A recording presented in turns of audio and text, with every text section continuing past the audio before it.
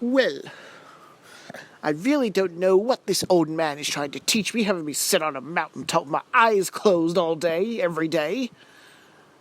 Hey guys, DB right here, and welcome back to What If Goku and Frieza both landed on Earth. And, well, carrying on right from where we left off, Frieza is now an honorary member of the Turtle Hermit School, although his training is going to be very different from what Yamcha and Krillin are going through. Yes, Roshi has him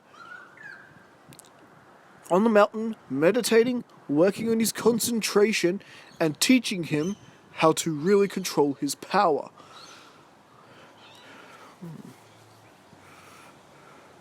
Your power is a great gift, Frieza. However, it can be a terrible curse as well.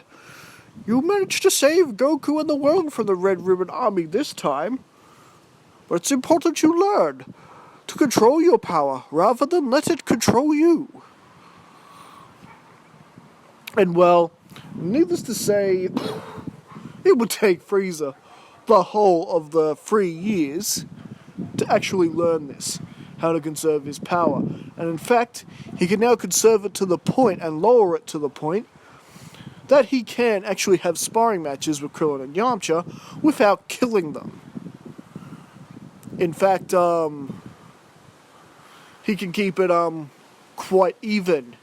So even, in fact, that the true test of this training will begin in the next Tenkaichi Budokai. That's right, Frieza is entering. Only allowed to use a certain amount of his power. So which means Frieza has to revert to his first form. Unfortunately, getting him to lower it that low in his final form, it's just not an option at this point. It's too much too soon. But he can lower it enough in his first form.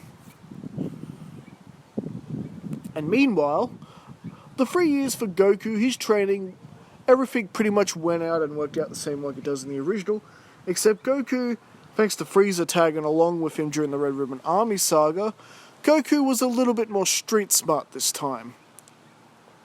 So he was able to think his way out of problems more rather than just beating it up. So it's good that Frieza's company was good for something. And, well, it is now time for the 22nd Tenkaichi Budokai, and, well, Yamcha, Krillin, and Frieza are all entering the tournament, and, of course, you got Crane, and the Crane Hermit's pupils are also entering. And, well, Goku making it there just in time, this pretty much means that, pretty much Palmput is taken out of the preliminaries, losing to Frieza in the preliminaries. And pretty much everyone else goes through just like they do in the original, and they are very surprised to see Goku's growth, how he was able to beat King Champa, I believe his name is.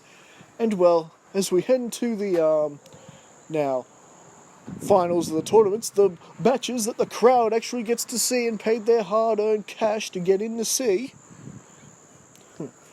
Yep, I'll tell you, these guys, they were no Vince McMahon.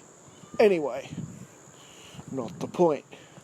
So, just like in the original, the first match would show Yamcha versus Tien. Now, the biggest difference here is that the fight is a lot closer this time around. Remember, Yamcha won the previous tournament.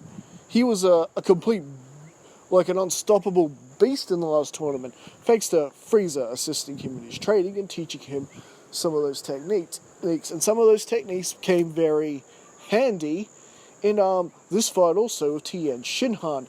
Tien is having to work a lot harder than what he did in the original. But, alas, in the end, Tien's ruthlessness does get him the win. But this time around, Yamcha is not seriously injured. Yes, yes, he does have a bit of steel in his gut this time to withstand attacks like that. But Tien still proved to be the better fighter this time around.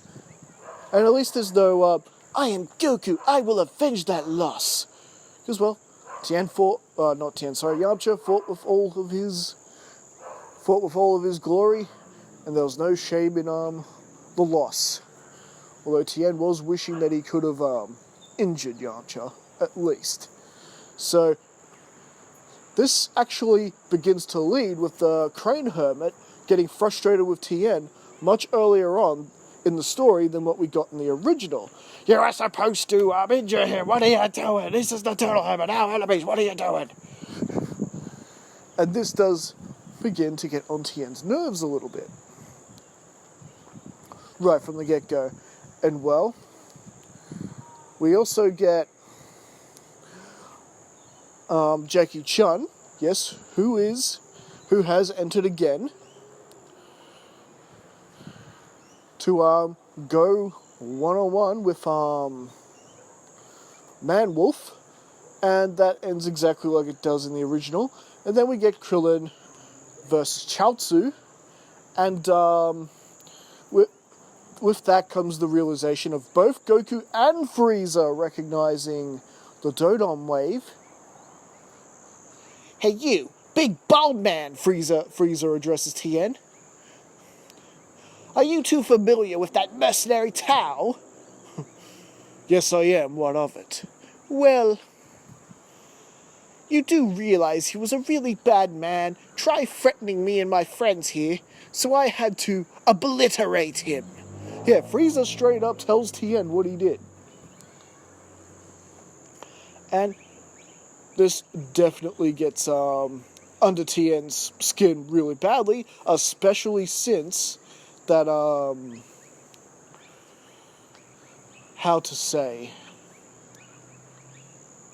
how do you put it?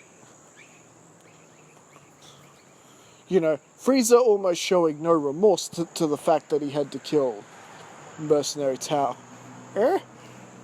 Oh, I wish you hadn't said that.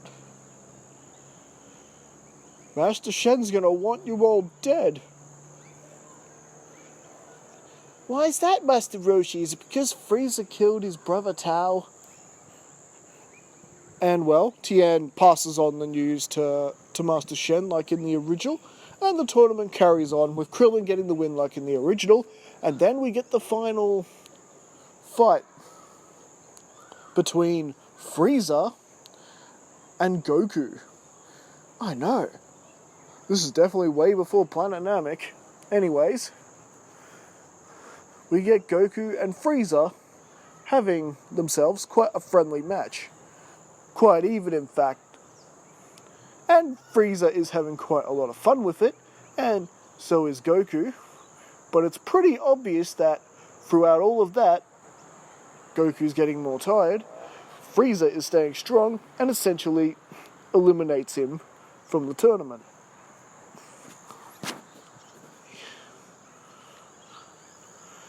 And so, he moves on to the next match, and then we get Jackie Chun versus Tien. Now, there is a bit of a difference in this fight as well. Now, just like in the original, Roshi is talking sense to Tien.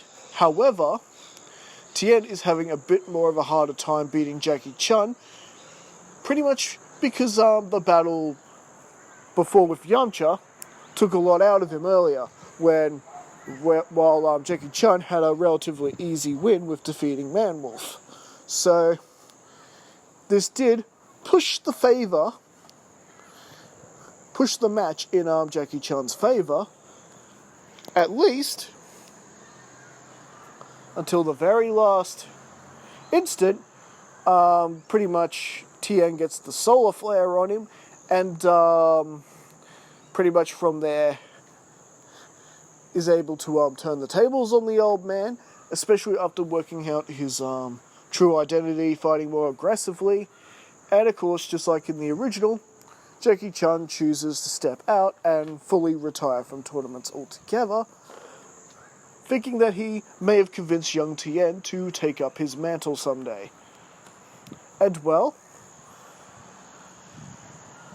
meanwhile, we then get Frieza battling with Krillin, and it's just another fun little sparring match. However, Krillin, of course, ultimately loses the match, and then we get a final match unlike any other. A battle between Frieza and Tien. Now, Frieza, who despised everything about Mercenary Tao, is a little bit angry at the fact that there is another one of these jerks and jokers around, such as Chaozu and Mercenary Tao. And Tien, sorry. So, the battle between Tien and Frieza is pretty much a most personal one. And, well, don't worry, Frieza doesn't intend to kill Tien or anything like that. But he is gonna keep his power level low enough that he can really just sit back and enjoy pummeling Tien, making him suffer the most before he beats him and takes the title. And, well, it's quite the epic battle, but pretty much just like the same problem Goku and Krillin had with battling Frieza, their techniques are essentially doing nothing to him. He's breathing heavily while Tien is slowly getting tired. Master Shen tries to have Chaozu help Tien, but his ability to paralyze people is just not working. In fact, Frieza could feel the energy trying to stop him. He just cracks his neck that way and scares Shen and Chaozu back into their seats. And, my, are you that much of a ruffian that you can't beat me yourself? Huh? What are you talking about? And then he,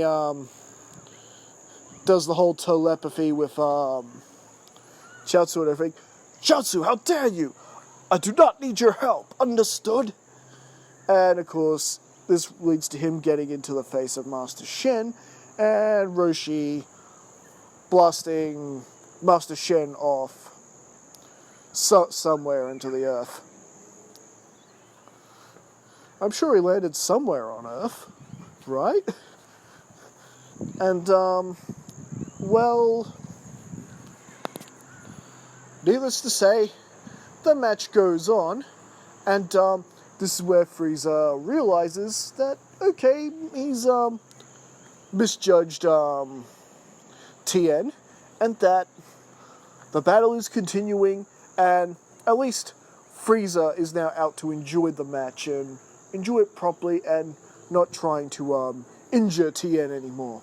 So it's a more or less even battle, and well, he remembers what Tien did to Roshi with the solar flare technique, so he does the same thing Goku does, stealing Roshi's sunglasses to stop the blast, forcing Tien to resort to the tri-beam. And well, you could guess this pretty much has no effect on Frieza whatsoever. The blast is weak. In fact, Frieza didn't even bother dodging it. Alright, Tien, very well. Hit me with your best shot if you can. So, he uses the tri-beam, not enough that it's put him in any danger. And Tien's thinking Frieza's crazy for not moving. And well, Frieza just dusts himself off like nothing hit him. And yeah, Tien's pretty much lost the fight. Because Frieza pretty much just flies up, Tails swats him to the ground, and the winner is Frieza! And with that, Frieza is the new master of martial arts. And, well, it was a meal worth celebrating, and Frieza is glad that to have new friends like Tien and Jiaozu joining him for dinner, and of course his best friend, who ironically in this timeline is Goku, and well, Goku making the realization that he's left his things back at the World Martial Arts Tournament, including Grandpa's Dragon Ball. And this time, Goku runs off. And, well, it's actually Frieza left there, worrying about his friend, Goku, instead of like in the original where it's Goku worrying about Krillin. And well, Frieza can't take this this dread-like sensation anymore, so he runs back to the arena, and yes, just like the original, just like with Krillin, Goku has been slain by Tambourine. Dragon Ball stolen. And of course, the list of the World Martial Arts Tournament.